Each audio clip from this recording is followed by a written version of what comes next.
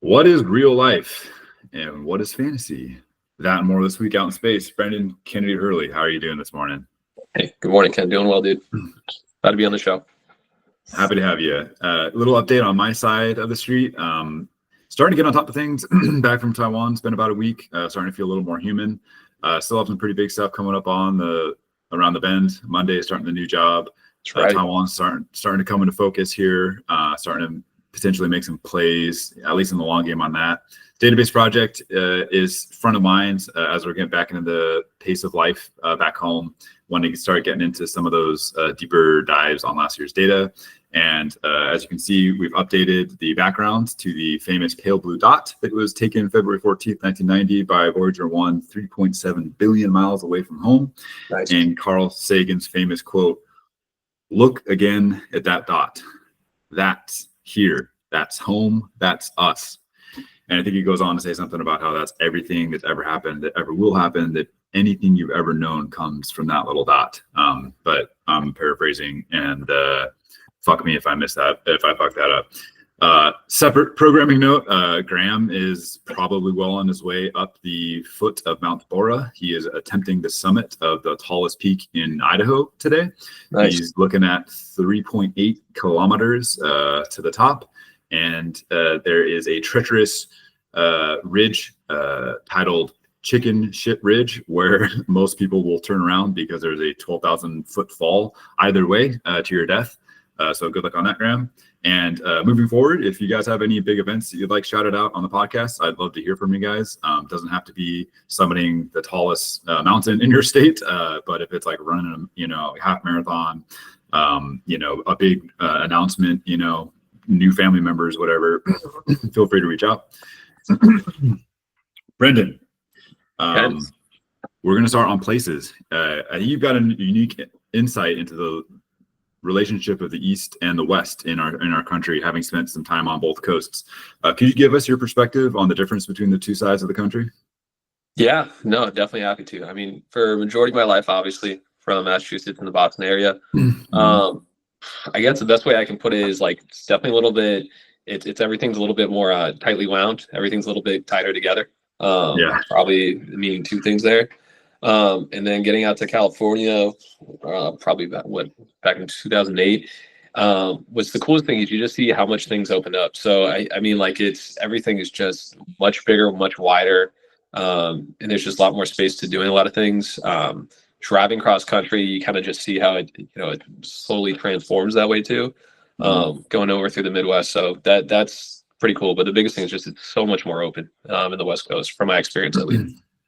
Yeah, we got a lot of land out here. A place that doesn't have land, Boston, New York, right? So you're a Boston native, and if I'm not mistaken, Ari is a New York native, or is that just kind of like where her family is from? Yeah. Ari's originally from the Bronx, so she was born and raised there. So East 231st Street. I think that there is land there. It's just a lot more expensive per square foot. So it's definitely a little more tightly wound. So in your household, what's the vibe difference between those two cities? Is there a big difference between Boston culture and Bronx culture? You know what? I don't think so relatively, but between the two, when you're like looking at it, here's what I'll say. Like New Yorkers, you definitely speak your mind. You're always willing to have that fight, that conversation about something. Like you'll say it first and then listen. And I'm probably somewhat similar to that. I'm sure, like Thomas, Sam, all those guys, like when I got back out to Chapman, they can probably echo that I had somewhat of the same characteristics and traits. So. Yeah. And I had a coworker from Boston, and he was kind of like that moment of clarity for me that you weren't just like crazy, you just were from the East Coast. And he was very similar, right? He was very like front of mind, he told you what he thought, and I wasn't afraid to get into it on like small stuff, right? And I was just like, hey dude, this is the West Coast, we don't talk about our feelings, we shove it down and we erupt, like none of this small stuff that I'm not used to dealing with. DC is kind of middle ground for your family. Can you give us just a little bit of insight on what DC means to you guys these days? Sure. So definitely, it's when we started our family. Caleb got born in 2022 out in DC, and that was obviously still out there. So just to kind of get perspective, DC's got quadrants. There's northeast, northwest, southeast, southwest. Okay. We were in Northeast, so we were like really close to the tip of Maryland. There's another place called Tacoma Park. It was like literally like a walk across the street for us. In perspective for that, I just say it's probably closer to the East Coast in some way, but you also want to keep in perspective like Nova or Northern Virginia is Mhm. right there too as well. So it's also kind of on the cusp of that line. I wouldn't define that as like Mason-Dixon line like the South, but definitely those characteristics. They're all right there. And now since the last 4 or 5 months, we're now actually officially in Silver Spring, Maryland. So a little Okay. farther up north. But yeah, I mean, DC is definitely, I mean, it's where we started our family. It definitely means a lot to us there in that regard. But it's definitely its own city too, for sure. Yeah, I appreciate those insights. I didn't know that Portland was separated by quadrants as well, so I'm learning something new about DC. The Lit Adventures, our co-managerial venture, Yeah. aptly named out of our Chapman duality of mind, right? You're the Starsky, I'm the Hutch. What was your favorite memory from our campaign together? I was going back between the text threads of this. This is a really good question. So I just recall, like, kind of out of the blue, you would always Yeah. send these screenshots over to who we were playing and like start to like get in the people's heads before that Yeah. happened. So I appreciate that because I never had that like approach or strategy before. Yeah. And always was kind of like I look at my phone, it's like, whoa, like, all right, I guess we're trying to play mind games with like, you know, whoever it is, whether it's Luke or Thomas or Sam or just anybody or Ev, Graham. Yeah, so I definitely have that memory of that. Yeah. Looking back at that. I don't know. Did we do any trades? Like, remind me on that. I feel like we did. Again, I don't have any specific memories. Again, like my biggest memory specifically on like transactions was just that we got Kittle, and I'm pretty sure we got Javonte, who was like one of our big targets in the draft. Okay.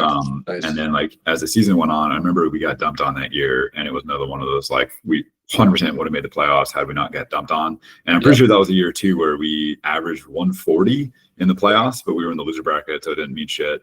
And then right. Similarly, right, my favorite memories from managing the team was getting on calls with you and just having the polar opposite mentality to things, right? And you know, again, it's like I have been trying to think about how to talk about it, and I think it's just you operate with such clarity that's so foreign to me, right? I'm the perfect paralysis of analysis person, right? Like I'm going to get lost in the sauce very quickly, right? And you're the other side of the coin. You move on, you make a decision, you know, you have that clarity, and then you're on to the next thing, right? So it was helpful for me in the same way, right? That I think that it exposed me to a completely different strategy on how to approach things. And as much as it was like hugely uncomfortable and I was crawling on my screen the whole time, right? I think it's so good to get expose yourself to that kind of, you know, different styles. So without getting too deep into the different styles, can you give us, I wanted to just touch on family real quick. The last major thing I remember from you, was talking when Caleb was starting to run, right? And he was quick. And so he was just boom out of there, right? And it might have been a month or two ago. Yeah. I had this similar moment where I was packing Amelia and Chloe into the car, and I set Chloe down thinking she'd be good. And then I put Amelia in, and I look up and Chloe's making a beeline out of the parking lot, going back to the park, you know, and it was, you know, there's cars and stuff. And so it was like my first, like, oh shit, like she's gone moment. But can you give us like a quick update on what's going on with your little guy? For sure, man. First off, yeah, that's funny. I can't imagine that with 2 kids. What I'd say, so that there's Montgomery County, which is where we're in, Maryland, has a lot of parks. Luckily they're like close by us too, and yeah, Caleb can definitely run. Like he's got wheels, so we'll get him on the 40-yard dash soon. But we recently got him like an actual bike with training wheels. Nice. Yeah, so that's one thing we've been big on going in. He's aided a couple times. He's definitely gotten a little bit like more cautious about doing it. So it's more of just trying to give him confidence to feel comfortable and be like, hey man, if you fall, it's okay. And he's definitely getting big. It happens so fast. Like this has just been over the last few weeks, and that's you can already see how it's changing. So it's enjoy it, appreciate it, guys. I know we're all at different stages with it, but it happens really, really quick. Yeah, so fast. Yeah, looking forward to hearing the next update. I'm sure he'll have the wheels off, the training wheels off in no time. Yeah, it'll be scary. Yeah, moving on to league in content, Brendan. What was your overall approach to the draft this year? I noticed, at least from my perspective, you drafted pretty running back heavy. And you also grabbed your double suspension guys, a little unorthodox there. Right. Do you feel like your draft was in line with how you normally draft, or did you turn over a new leaf this year? No, it's a good question, man. There was definitely opportunities because a lot of people had gotten suspended that I saw value in having in the past. Addison was one of them that had him in the past and liked what I thought he brought to the table. So this is actually kind of going back to that tension I think that we talked about in Lit Adventures. I think you're bottom up in terms of strategy. Like you like to analyze and go through there and see like because this. And I'll make a decision. I'm more top down. Like I'm doing this, and then I'm going to find a way to rationalize that point of decision.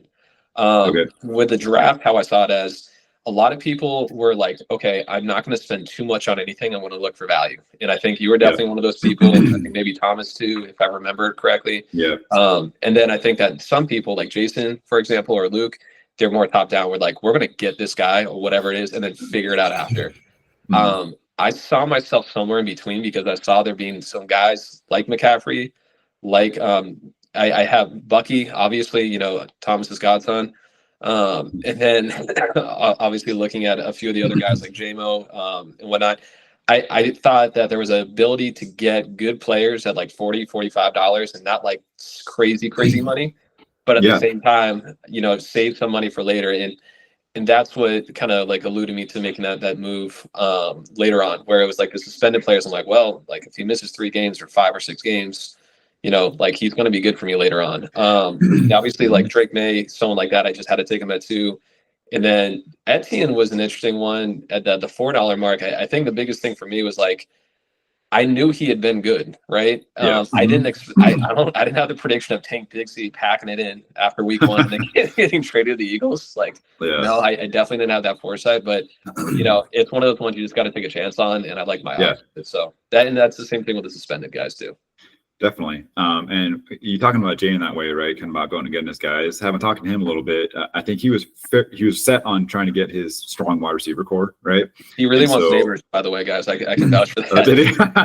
I still am getting trade offers, probably as we speak, from him about Neighbors. Yeah, good note there. Jay, I don't know what to say. I'm going to go back to my point I was thinking. So in my mind, when you were bringing that up, I think you got a real solid core in your running backs and you kind of filled it out later, where like Jay got his strong wide receiver core and then kind of filled it out later. Yeah. And I think, again, you guys both have really solid squads and you kind of decided how you were going to attack the draft early and then let the draft fall to you after that. And so I think you guys both have strong squads moving forward. Touching on that trade bit, so obviously not a secret that I put out some write-ups, right, starting with a W, not an R, and went into the transactional analysis of Thomas's movements in the league. I recall. And you definitely had a target on your back in that. So I want to give you a chance to address that. And how's the trade market been treating you? And just what's your thoughts and feelings on the write-ups in general? Yeah, no, I mean, the write-ups are fair, man. Like you definitely did put a target on my back. I don't think it was ill will or intended, but that's okay. Like I can take that as the grain of salt as it goes. Here's what I'll say with it. Nothing's changed over like my openness or willingness to trade. I'm still more than willing or whatnot, but I think that my draft was different from last year versus what it is this year. And because it's different, it's harder for me to be as willing to do those values. Like I just like a lot of the guys that I currently have. I'll still always listen. But if it doesn't make sense, I'm not going to lie about that. So I think your strategy in saying, hey, trade with Brendan first. I've gotten, it's funny. I've gotten a lot of inquiries from a lot of people. Either maybe because of you or maybe because of what the trade's been. I'm not offended by it. I don't mind people trying to offer me a trade one way or the other. But yeah, I need to see the value. And I think one thing I'll say from that note, I've been a lot pickier about things where I'll give it that extra minute or two of thought. Because I don't like necessarily being framed as the guy that you get to trade with first, because that's going to get your team where you need to go. So, I'll answer to that. So that's all right, Ken. Well, again, kudos, Brendan, for wearing it on the chin. Part of the reason why I felt confident in painting that target on your back was knowing the strength of your character and that you would be one of the guys in the league that could wear the heat of the spotlight, right? I'll be afraid of. It's okay. And I would say too that you're in a great position. You hit on ETN. You got a lot of wide receiver depth coming. After suspensions are up, right? For sure. And so I think you're in a really strong position to just kind of field offers. And then, if it makes sense, then go for it. And if not, you're looking like a top 4 team in my eyes. So it kind of worked out this year in that sense, at least on the trade market side. So looking into the transactions, you're leading with 13 moves right now. But then we've got myself nipping at your toes with 12, Sam at 11, and Tom top 4 at 10. So how do you feel like the transactions have been this year, early in the week 3? Good. I think earlier in the season, everybody's still trying to figure it out. I clearly, obviously, just based off what you just said, I like to move more earlier on than later. Yeah. Because you get the feel for things, and obviously, it's set it, forget it too. Like with some of the people I've added and dropped multiple times, it's just based off of like what's available and what's out there. So I'm definitely I don't feel emotional or attached to my guys. I think it's really important not to have that bias. But yeah, like I just think that it's important to get that in there. Bid for the people that you wanted to bid for. I probably want to bid $31 or $30, whatever it was with Mark Andrews, but like that's also I don't think I'm dropping him anytime soon. I think that's somebody who could still give me value down the road. So I feel pretty good about it, and I still got fat money. So we're probably in the middle, I think. Mm-hmm. Yeah, I don't have any bad money dropping my load on Troy like that. We'll see if that works out or not. But yeah, you operate with stunning clarity, and you drop the fab on Andrews, but then you're quick to pick up Ertz, right? I think that's a great play. Backup quarterbacks with Daniels out are very big into targeting their safety blankets and their tight ends, right? So, you spend your money, you adjust, you move on. Again, I think that half the league could learn a thing or two from the way you operate. Taking a look at our division real quick, I think, for my opinion, you and I are the cream of the crop, and then we've got Casey and Hunter looking suspiciously cooked early. Do you say you agree with that, or how would you? Okay, what's your take on our division? Well, Hunter. Yeah, Hunter still has a team out there. There's a lot of things that can still happen. And in terms of just players and whatnot, Eckler just went down. It could completely change over for Bill, for McCroskey. So don't know with that regard. He still has his $100 of fat money, so I'm very well aware of that too. Yeah. And then with Casey, he spent a lot of money on other people. And so, things could happen. It's really, really early on. And I think I said this even in the group chat, like I'm still always kind of in panic mode because I don't like the idea of being 2-0. It's not. I like being 2-0, but I don't like what it brings. Where there's like this expectation of being like, okay, well, this is the person. It's like it's been 2 weeks, dude. We got a long way to go. So I'm not necessarily comfortable in my position right now. I think you still got to move. Yeah, it's early yet, and I hear you. 2-0, 1-1, 0-2. We got a lot of season left, so I hear you on that one. You have gotten a trade in. You got JMO for Brian Robinson Jr. and Jerry Jeudy with Sam. To be a little bit of cards down. I don't think Sam will be too offended. Sam and I think Sam has been in trade talks with everybody in the league, if we're being honest. But I was trying to get Brian Robinson Jr., as a nice stash behind CMC, but obviously it makes a ton of sense for you. You want to give us your thoughts on that trade?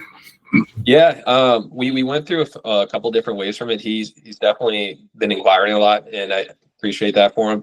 I'm always pretty straightforward. I'm like, hey man, this is where I see value. I know with Sam's case, I know he had been looking with quarterbacks, and I have a couple that would have value for there.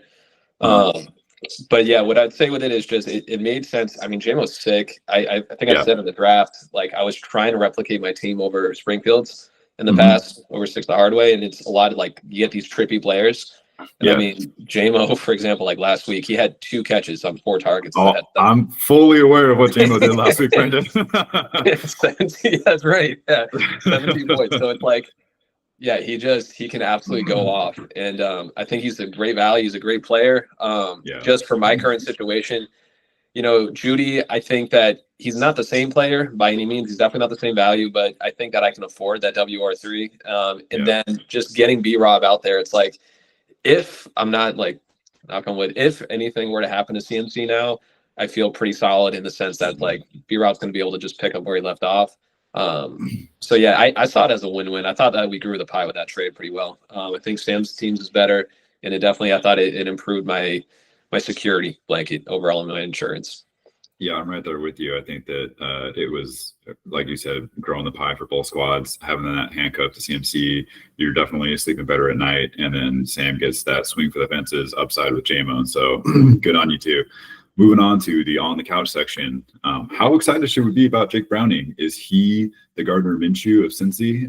Taking a little bit of analytical bend on the last time he was in there. Chase and T. Higgins were wide receiver 30 and 31 under his tutelage. And although the 2023 Cincinnati Bengals had a better run game, Mixon did see an uptick in fantasy points. Are we talking about apples and oranges if we're trying to look back at that 2023 Cincinnati team? Or how do you see Cincinnati faring losing Joe Burrow so early in the season? I think there's a different correlation. I think there's some things that you can definitely put in between the two of them. One thing that I would say is, it was, I believe, the end of the season in 2023 with Jake Browning. So it was a different scenario in timing in terms of what they were doing. I think it was somewhat of a playoff push there. And then, I mean, the other thing too is you don't know how Browning's developed there. I mean, they kept him on the team and on the roster for that many more years, and now we're at more beginning stages. That could change the dynamics of it all. Chase Brown, I mean, I don't think he's the same as Joe Mixon necessarily, but he's still a great running back. Yeah, they're still figuring out. The hardest thing I'd say is that their defense is really atrocious. Yeah, I don't think their defense helps their offense. So that makes Jake Browning's I think role as the quarterback a little bit more important and a little tougher too as well. So yeah. Yeah, no, I think I'm right there with you. I think that it's safe to say, I think Jamar's okay, right? That he's going to still get the same target share. I think there's a scenario where he maybe somehow improves just with the target volume that he gets. I'm very skeptical. A lot of question marks on the running game, like you're saying, that if they're going to be down all the time, then like where's the volume going to come for Chase, right? Sure. And not only is their defense bad, but the offensive line is bad, so bad that it got Burrow surgery, before week 3. So I'm nervous about that situation, but Sam picked up Browning. I think it's a great spot start. We've had a lot of injuries to quarterbacks this year, myself included. Daniel Jones, is he the real deal or old and busted, Brendan? All these hot topics. With Daniel Jones, I think he's solid. I think he has a floor now. I think it's definitely different with him being out of New York, being off the Giants roster, and being with Indy. I don't necessarily see him as like an explosive guy, but I think he's probably somewhere in the mid-late tiers. Like he might be quarterback 10, quarterback 9, quarterback 8. Nothing that you can shy away from though, for sure. He's very viable. Very, very viable. I have him QB2 behind Lamar. So just to give you an idea of where I'm at with them. So you like him a lot more. Okay. No, that's fair. So, week 1, we saw him, have a really solid game. Week 2 against Denver, Denver is potentially one of the best defenses in the league, and he seemingly handled them, right? So I thought week 1 is like, okay, a 1-week blip on the radar. If we see him come back to earth with Denver, then we know what we got in Daniel, right? Obviously, he's not the same elite talent as Saquon, and breaking free from the Giants moving to Philly is a lot different than Daniel Jones going to Indy. But at the same time, Shane Steichen at one point was known to be the quarterback whisperer. They went out and they got their guy. They had the opportunities to develop and start Anthony Richardson, but they said Danny's our guy. So I feel like there's a little bit of clarity there. On the other hand, the devil on my shoulder says that if he didn't get those 2 rushing touchdowns, we might be talking about Jonathan Taylor as being, the RB1 league winner, right? So 2 little kind of parting thoughts on that, or if you want to just go back and, knock me down a few pegs on my, Vanilla Vic take, is JT a league winner and is Anthony Richardson doomed and a bust? To your first question, JT, I think definitely can be a league winner. Yeah, he's a great running back. Like he's one of those guys that you can make the argument for as the best running back in the league any given time. I mean, Anthony Richard, he got drafted like he was like 20 years old, dude. Like that's super, super young. Just to the Yeah. thing where that things didn't work out for Daniel Jones, like while he was in New York, I think he Mhm. can make that same argument. It's like, well, like if somebody takes a less anxious or less pressure situation where the culture and aspects like fit for Richardson, maybe he starts to wind down a little bit. I remember him from a couple years back when he was on my team.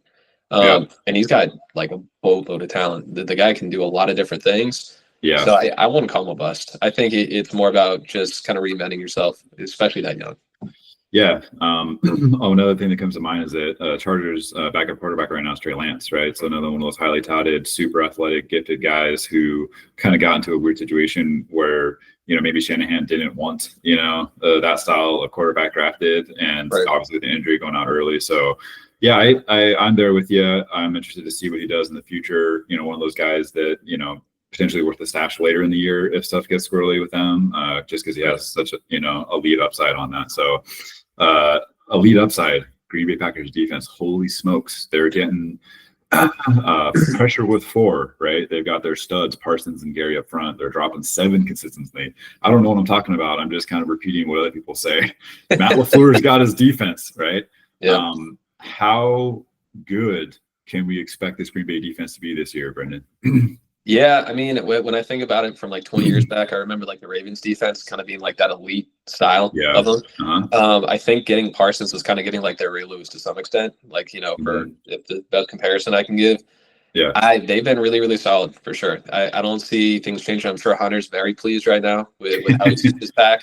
Yeah. And it makes life a lot easier, I think, on their offense too, because they have all these different weapons they can throw to, but it's not, they know they're going to get the ball back, every single time. So I think that their defense has been really, really solid. That trade for the Cowboys prior to this season starting, yeah, I mean, like I get why they did that. That's Michael Parsons. He's definitely a league changer. Yeah, no brainer. And then thanks for bringing up Hunter. To my knowledge, he's the only partial owner of an NFL team. He's got his slice of the Green Bay Packers. What does it say that the only community-owned franchise is one of the best in the NFL and arguably one of the best in American sports?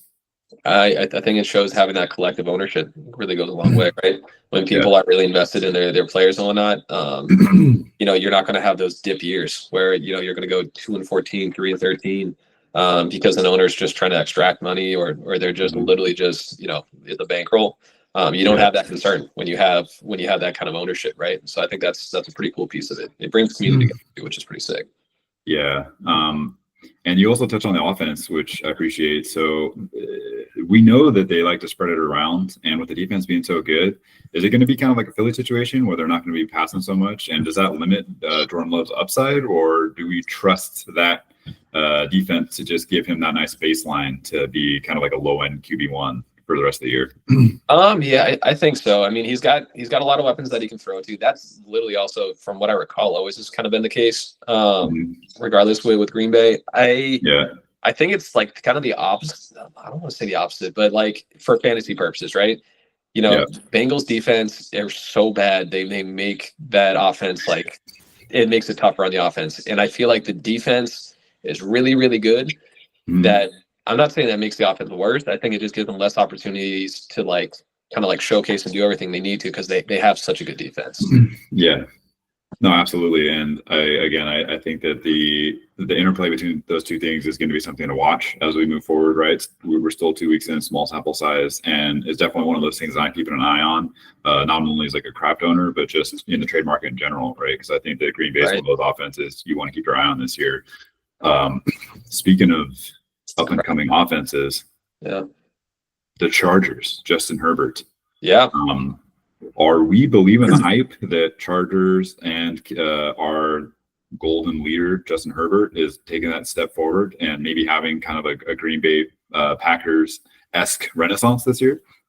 As your fellow outsider looking in, since I know this is like a Charger heavy league, I would agree, man. I think he's really showing away. I remember like watching I forget which, the last Monday night game. It was like a late night game a little bit. He and Allen were looking like very similar, and I think that when you look at Josh Allen, that's pretty much QB1 as far as I know, at least. Yeah. And so like when I'm starting to see that, and I'm starting to see obviously like Quentin Johnston, they have all these pass catchers that they're invested in here. Yeah, I think he's starting to get to that tier one, like he's in that argument there. So we'll see how the rest of the season goes, but he's definitely tracking himself in that direction for sure, man. Yeah, music to my ears, Brendan. You're telling me exactly what I want to hear. I'm going to just rattle off some more Chargers stuff. So excuse me while I lubricate myself. Offensive coordinator Greg Roman, old dusted Baltimore dude, reunites with Harbaugh, changes his spots, zigs when everybody expected us to zag. We're one of the most pass heaviest offense when everyone expects us to be a run heavy attack with Amari and Najee. Chef Ortiz, our GM, also coming over from Baltimore, churning the bottom of that roster. Competitors welcome. He's cooking in the offseason. I forget who we lost, but we brought up Tony Jefferson off of the practice squad, had the first interception. Was it? No, that was down handling, but had a great game and an interception. And we just have studs from top to bottom. And they're not like the big name guys. They're not necessarily highly drafted, but he's just stuffing the bottom half of that roster. Kind of reminds me a lot of like the Patriot days, right? Where you guys were bringing guys back on team friendly deals. It really feels like we have that type of culture going now, right? And speaking of culture, Jim Harbaugh, right? I think that, like, again, he's a nut, right? Like we all know he says weird things. You know, one of those little news pieces that I'm not sure if you've heard, that he woke up one day and had a vision or a dream that Herbert was going to make it to the Hall of Fame, and that it was his duty to make sure that that happened. And that he's kind of got this like psyop going on, right? Where he just instills the idea of greatness or just like Hall of Fame as expectations for his players. All of that out there, B, do you feel like this is fluff, this is hype, or do you feel like this is part of what this franchise is going to be moving forward?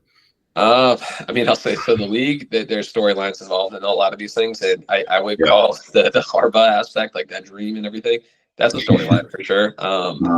That said, I mean, when people start to buy into the story, I think that sometimes whether it's fake or whatnot, it can become somewhat of reality. And right now, I think where the Chargers' directions are going right now, their offense is just looking really, really solid. And you're starting to see the adaptability too by a lot of the coaches there. So, man, I get it. I think that they have a lot of people. I think they have a lot of trust within the coaches, and the coaches trust each other too. And it sounds like that they're willing to make moves. So I think the Chargers are definitely in a place to be an exciting team this year.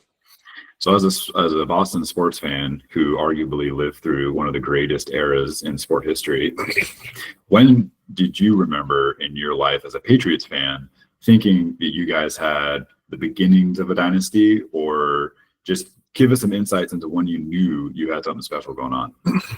Yeah, so it's a twofold, right? Because the first 4 years, obviously Bledsoe goes down, and then Brady kind of comes in over there. That was a different period because we were a lot more defensive heavy between 2001, 2003, 2004. And so with that, Teddy Bruschi, all these guys, it was much more collective in that standpoint where it's like, all right, this kid Brady, let's see like what he can do and whatnot. And then kind of go through the next tier, 2007 Randy Moss. I think I already like put that in our group like that. That was completely different, right? It was so much more offensive heavy and like seeing where things went there. So I kind of saw it through that standpoint. Like you just saw how a lot of the coaches kept coming back. The players started making sacrifices, and like, it's that same thing. Like you got to transform and adapt. Like the league's changing and adapting, and so the focus should also as well. So I mean, Tom Brady was not even close to like that Hall of Fame quarterback those first 4 years when we won it. So it's changed a lot. In a lot of ways, what you're saying, it sounds like we're reversed, right? So we had Herbie, I think statistically speaking, right, he's right in line with Peyton Manning where he was in his career, right?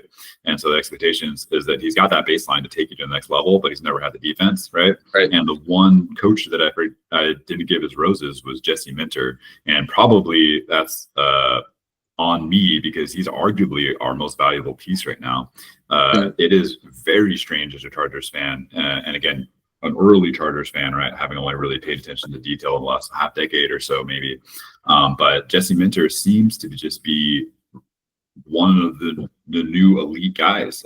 He absolutely crushed Kansas City and the Oakland Raiders, and made Geno Smith look like his career's over, right?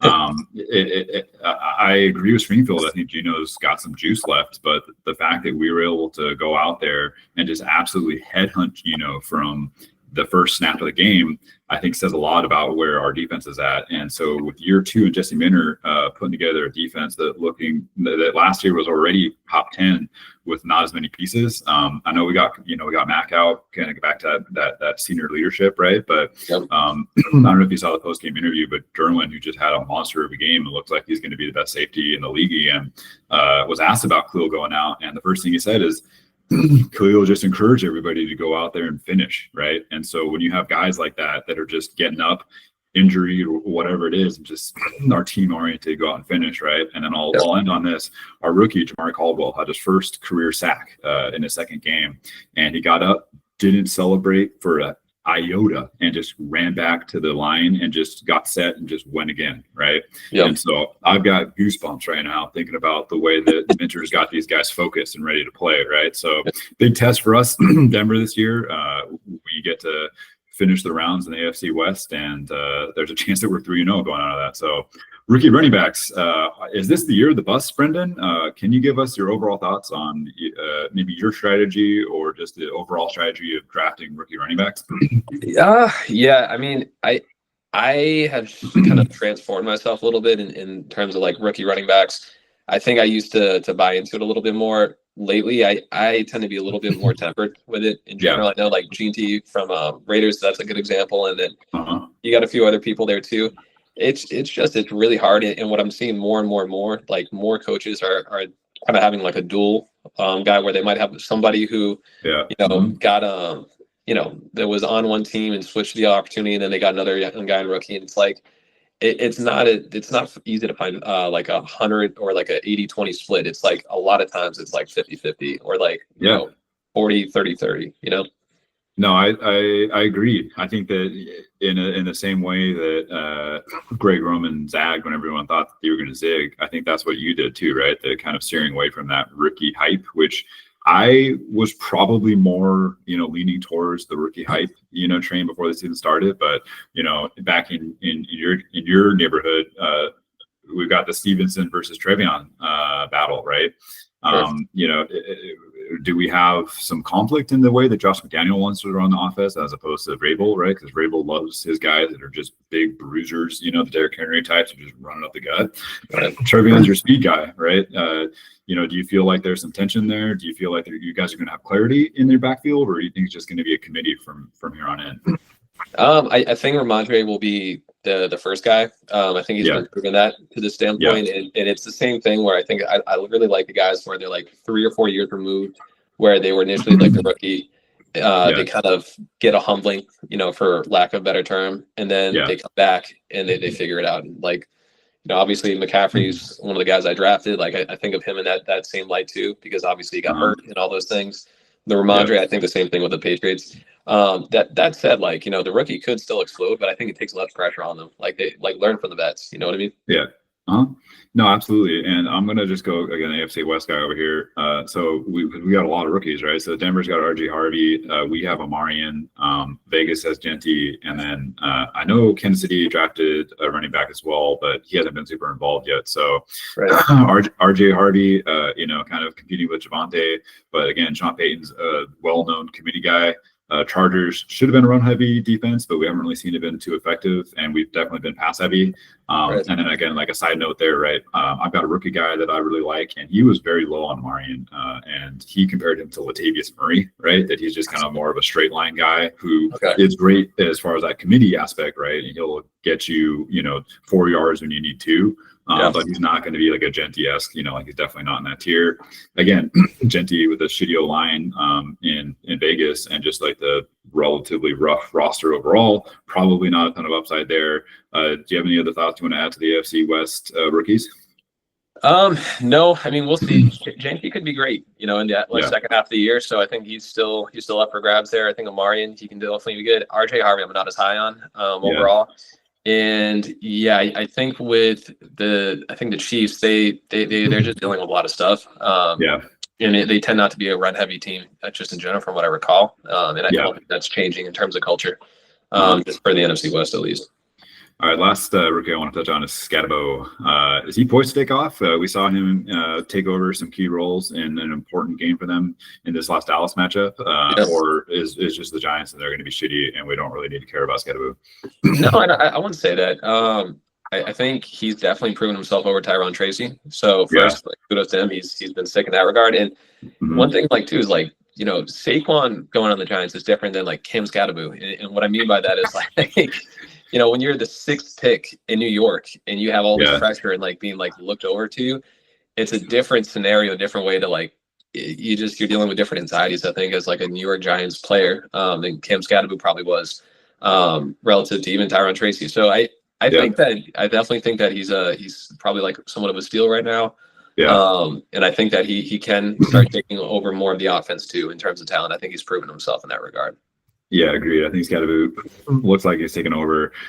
For me, the only question mark is, again, just the overall offense, right? Are we going to see Russ, hand it over to Dart? But again, rookie quarterback could be good, could be not so good. Another questionable backfields that we've got, the Rams and Arizona. Do you think Corum taking over that goal line role is gonna stick? Is Kyren safe with all of his volume? And kind of a similar situation in Arizona. We got to try and shoot James Conner, but Trey Benson has similarly kind of gotten into that 3rd down 2-minute offense role. Are we looking at committees with these two guys, or do you feel like we can still trust the leaders in that backfield?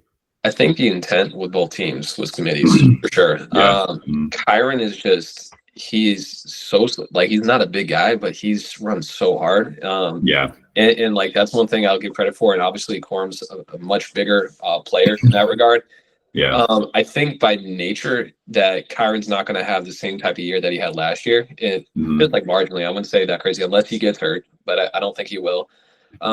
With Connor and Benson in Atlanta, Connor doesn't have the same track record in terms of like being healthy. And so I think that obviously, he got over to Atlanta. They put him, I think they paid him a pretty good contract. If I remember that right, that's how he got there.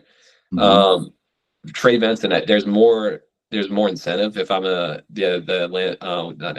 Arizona to give Benson more opportunity there. Right. And to try to move away from Connor because he hasn't, historically speaking, been, healthy. So that's kind of how I look at it. I think Kyren should be starting to give away more. And like, if he did get hurt, it wouldn't surprise me, but I'm also not going to be surprised by Kyren Williams just like having 300 carries because he's done that and he's sick. Absolutely. I hear you on those points. I'm going to pick it up here and move on to Feel It or Fuck It. B, I appreciate if you keep it nice and tight for me.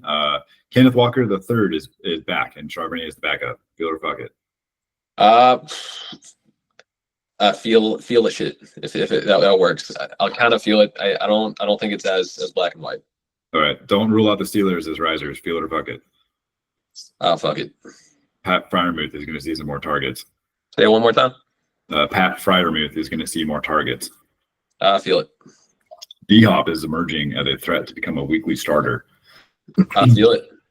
Luke Musgrave, especially with the injury to Kraft, has the same upside as Kraft in this Green Bay offense. Fuck it. JJ McCarthy will improve as the season progresses.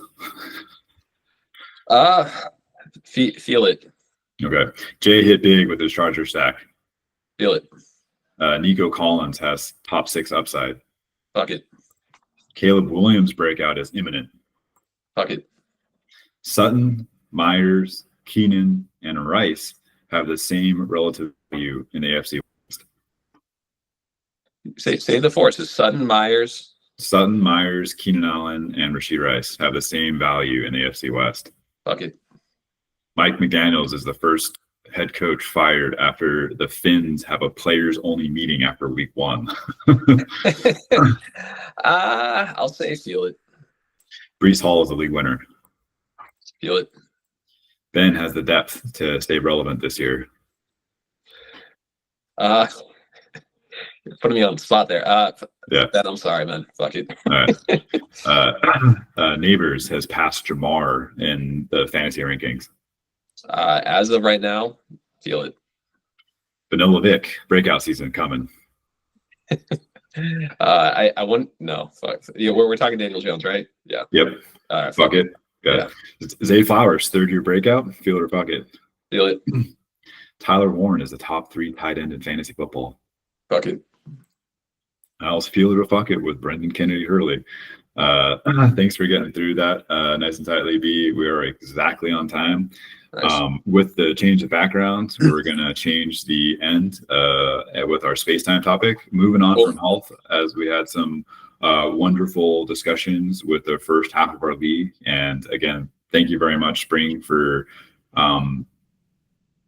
capping off that health series with a great insight into some deep moments in your life.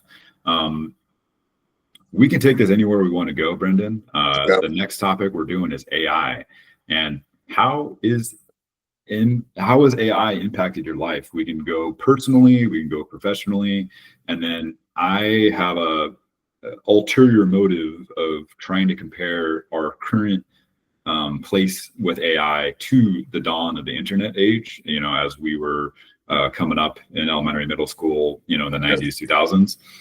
So what comes to mind when I say AI? Yeah. So, I mean, with my work and professional standpoint, it's just access to information a lot easier in terms of development. So one of the big things, I'm in job placement and recruiting and staffing, and just to find companies that, are hiring for the skill sets or the jobs that I'm looking for, it's really, really valuable. We use Copilot a lot with my work, so that's like been a big resource. Okay.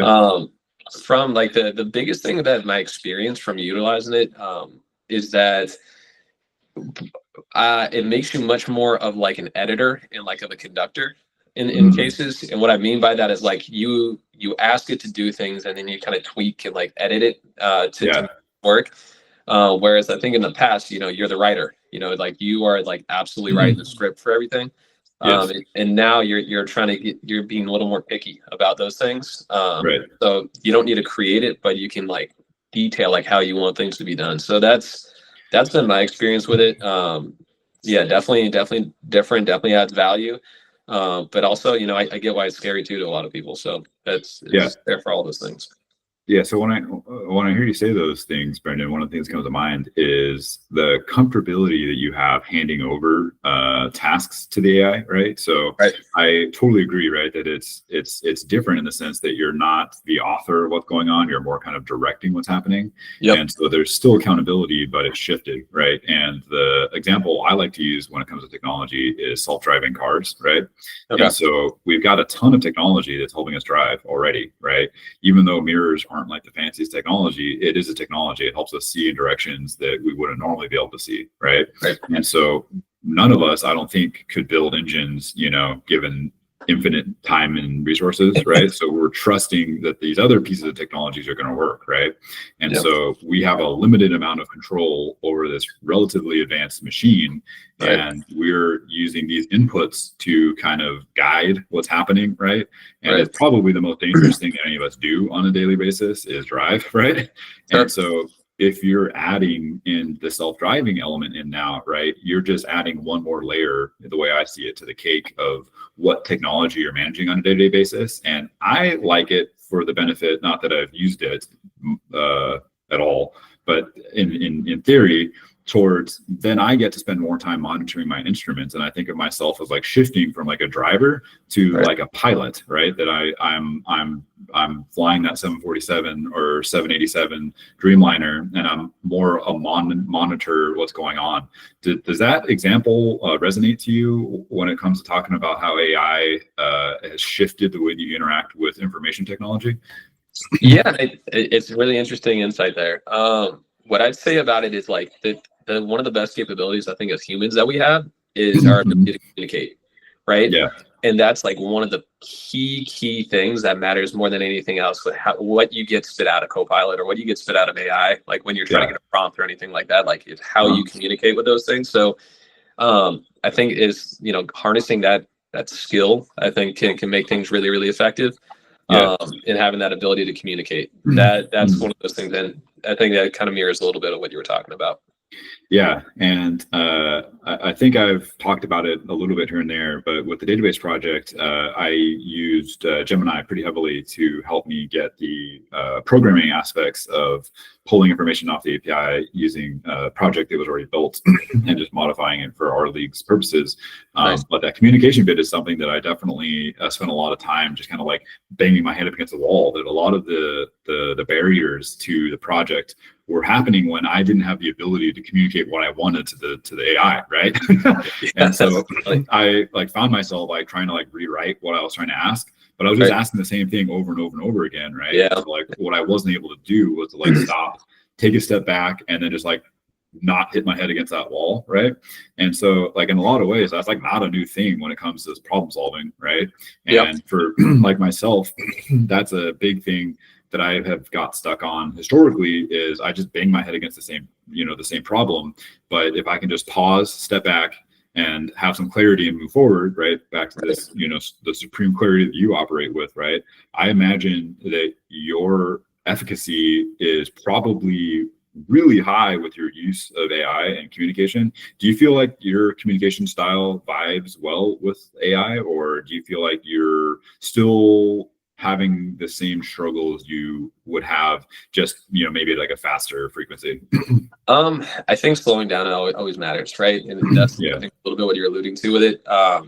Definitely framing of like how you want to communicate and what do I want to get out of this thing, right? So stepping back, that matters a lot. I'm still figuring it out. I'm definitely not perfect with it. It matters a lot for my job and my work over like how I can get out, but also from the communication aspect, I'm getting it. The purpose of how I use it is to get to a contact that I can speak with, and then selling them the pitch on the value add that I can provide in terms of service, right? So communication matters like entirely through and through. And so I think to that point, communication also is going to matter a lot with like how I'm communicating with the AI as well. Yeah, and as I'm thinking about that communication, the next thing I'm thinking about is that I've used it maybe not a ton, but like enough, right? That especially when I was in the middle of my job search, I'm like responding to folks that like I might not ever talk to again. I would ask AI to spit out an email for me, and I would chop it up a little bit. But I was kind of okay not being the author of all these pieces because I tend not to be great at weaving in my voice to emails because there are things I don't want to do anyways, right? So I'm like kind of handing that task off, right? And saying, okay, go for it, right? And it allowed me to be, I think, a little bit more effective in my job search because instead of like not responding or maybe not reaching out as much, I just kind of said, I'm not going to worry so much about it and just let, Gemini spit out an email for me. So where is that balance for you? And again, we can stick with professional or we can kind of like move more personally, right? When you're using AI and you're balancing that out, that output, right? Where's that line for you? Do you just copy paste what it says, or are you manipulating a little bit, or are you just kind of using that as inspiration to then generate your own stuff? Yeah, I'll probably manipulate it. So here's the trade-off with it, like in like LinkedIn messaging, right? Like if you're talk to like for my case a hiring manager at work, and it's like trying to send a message, you have to kind of like adapt it a little bit to it. But at the same time, like if you're able to get a pretty good generic message out to like 50 or 100 people, the hit rate, you don't need to be like that high on it, right? Like you can get people that are just like, if I get 2%, that's 1 out of 50 people I get back, but that's a lot easier than like calling 10 people, right? Or calling like 5 or 6 people in terms of that trade-off of time. So that I understand. I prefer that verbal communication and having that actual conversation because I think I'm more effective with doing that when I'm talking with people. But I am very cognizant of the fact that it's like this is something we have that's like a value and a source, like it's an asset. You got to just, you'll get more hit rates, even if it's not the way you want to get it in terms of communicating. So. Yeah. And I think that ultimately, again, like you're driving the car and you're using your instruments, right? It's just freeing you up to be better at what you're doing, right? That I would agree. You're a great communicator when it comes to in person, right? I would imagine that leveraging that asset is going to be a net positive when it comes to your work performance. I do want to shift a little bit more to the personal side. I am thinking of the example of the last time we used it outside of kind of researching some of the immigration stuff for Taiwan. But the practical application of planning Amelia's first birthday party is something that we food-wise handed over almost entirely to AI, right? So we just kind of typed out a few paragraphs of like what we wanted to do, what resources we had, what the kind of idea was, right? And, you know, not only like asked it about catering options, but like doing our own food, right? And so like cooking for 50-ish people is not something that I've done more than once or twice in my life, right? And so it's spat out values for like how we ended up doing like hamburgers, like fruit salads, and just, you know, classic American backyard barbecue stuff, right? Nice. And it did pretty well overall as far as like getting the values right, but it was one of those things that like I wouldn't have been very confident in, and so we ended up making probably like twice as much fruit salad as we needed, but everything else was pretty well dialed in, and so I think overall it was a net positive, because again, like it wouldn't have historically been one of those things that like in my parents' age, they would have stressed the fuck out about like how do we do all this kind of stuff, blah blah, you know. And then like Mel and I are just like, fuck it, like we got a flight, we got stuff to worry about, we'll just have AI do it. Do you have any examples in your personal life where you guys have used AI, whether it be like, you know, asking about like, you know, some kind of, you know, booger that came out of Caleb, or, you know, you guys are, you know, trying to figure out what brunch to go to next weekend? No, it's a really good question. I don't think I've exercised that same way, but to like just listen to how you're talking about it, I think it gives people, it allows you to be comfortable being uncomfortable, right? It gives you a framework, which that's awesome because it lets you do new and different things. So I think that's a good differentiator selling point for it. I honestly like, because I probably use it so much with work, I kind of separated it for that fact, but to your point, there's definitely great use cases for the personal aspect of it. I think those are all really good points, and those frameworks could probably make life a lot easier outside on the personal end too. Yeah. So if you'll allow me some leeway to self-indulge, I'm gonna set up to me what I think is a very important thing to be mulling over these days. So at a high level, AI is reliant on the semiconductor industry and the power industry. And then the technology that's output, I'm comparing to the age of the internet, right? So in as much as we experience in our lives going from like in fourth grade, I think when I had like my first like computer lab, right? And then like in middle school, they were kind of like, you could print out documents, you know, or you could do it handwritten. And then like by high school, you know, you're pretty well into like looking up Spark Notes, right? And like checking, you know, like YouTube wasn't really a thing at that point, right? But like social media was kind of like dawning, and like Facebook, MySpace, all that kind of stuff, right? Yeah. And I could go down a whole rabbit hole, and I'm totally cool doing that, right? When it came to like our lives growing up in the early internet, right? Sure. But I'm thirsty for people's opinions on how this AI technology and the way that I'm comparing it to the dawn of the internet age, right? That I think that we're still very much at that onset of the AI era, and how impactful it's going to be not only in our lives as, you know, semi-functional adults, but then also like our children's lives, right? So that's the baseline, right? I gotcha. And the thing that I'm trying to take a step forward into is thinking about our kids and their interaction with AI. And specifically when it comes to emotional competency, right, or health, and then also education, right? So when I think of my experience with the early internet, there was trauma. I was exposed to things that I probably shouldn't have been exposed to, and I dealt with them by myself for a long time. And then education, I got access to an insane amount of information for basically free, right? Like dad's paying, you know, the internet bill, but besides that, like I cannot imagine scouring the library for the amount of information that I was exposed to early on. So when I've thrown all that stuff out, and this is in part to kind of set up the rest of the series. But when I've got all that kind of stuff out there, Brendan, what comes to mind for you? Yeah, definitely. I think the biggest thing is like we're all trying to figure it out, right? And you know, 25, 30 years ago, whatever it was, I think when the internet was just kind of at that dawn, when we were figuring out like when we were kids, the same aspect of it, it's like you have to learn how to use these tools and how you can use it to your benefit. And are there trade-offs and costs and benefits to it? 100%, right? There's going to be things where it's like it's not a good use of your time. Just like, doom scrolling on your phone is probably not a good use of your time. But to that same extent with AI, like you have to, I think, get the exposure of like, how can you use this to make it to your benefit? And anytime I think you're in that transitory period or you're like in that aspect of like, it's still somewhat novel or like introductory to it. We're probably a little past that. I think like you now. It's the iteration aspect of things, right? You need to continue to like find like how can I use this to my everyday life, to my benefit. So I think your use cases and examples like you're talking about on the personal end, like the birthday party and all that, I think that's a great way to make it effective. And at the same time too, I think it's also understanding is like where it can go wrong. Right. And I think that's just technology in general, right? Like I'm sure that's what people were dealing with, like 100 years ago when they were dealing with like Ford T cars. It's a different type of innovation, but that's kind of my takeaway. I think with it, it's you need to get the iteration, understand that there are risks, but also understand like the more you use it, the more you can find out like the positive ends of it too.